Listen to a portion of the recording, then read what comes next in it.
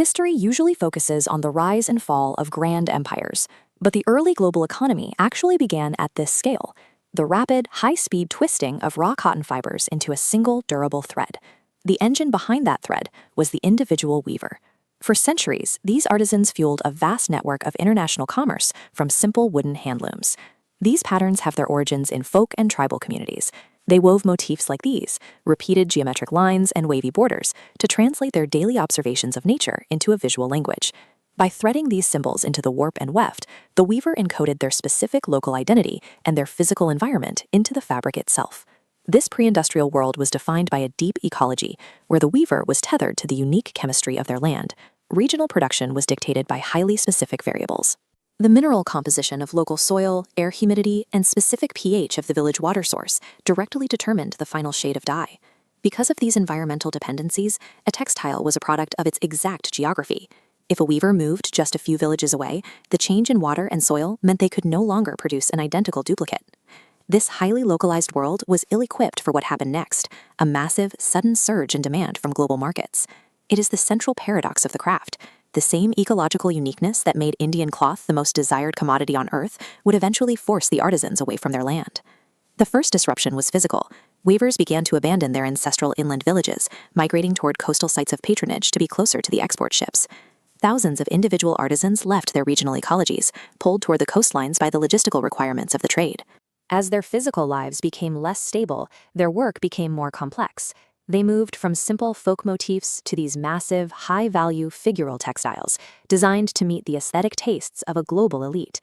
By chasing that demand, the weavers secured their immediate wealth, but they severed the connection to the localized roots that had historically defined their art. This shift in population mirrored a shift in power. Traditional, locally controlled trading ports like Surat and Hugli began a period of long-term decay. In their place, colonial hubs like Bombay and Calcutta rose as industrialized centers of commerce. For the weaver, survival meant abandoning the traditional trading houses that had supported their families for generations. They were pushed into a closed network, a rigid system shaped and entirely controlled by European trading companies. The map had been redrawn. The artisans were no longer independent creators, but trapped contractors within a colonial monopoly.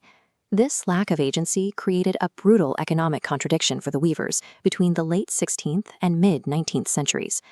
This chart shows the global footprint of Indian textiles rising while the weavers' purchasing power plummets. Relative to basic needs like wheat, cotton's exchange value collapsed. Even as their work reached peak global significance, artisans struggled to afford basic survival. The final stage of this decline arrived when the market was flooded by machine-made cotton cloth from Britain. British industrialization automated the manufacturing process while simultaneously weaponizing the supply chain, rendering the original artisan economically obsolete. While their economic reality unraveled, the weavers' presence remained visible in the language and literature of the region. Persian-speaking poets began to describe their own literary craft through the physical labor of weaving. They drew inspiration from the way horizontal weft threads were struck against vertical warp threads to build a rigid, lasting structure. A specific metaphor took hold. The poem's structure was the warp, while the metaphors and figures of speech were the weft, the embellishments added to the frame.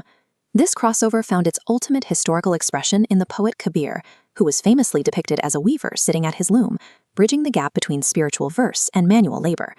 The physical craft became the shadow of a colonial commodity, but the weaver survived as a structural metaphor, a permanent fixture in the way we describe human creation itself.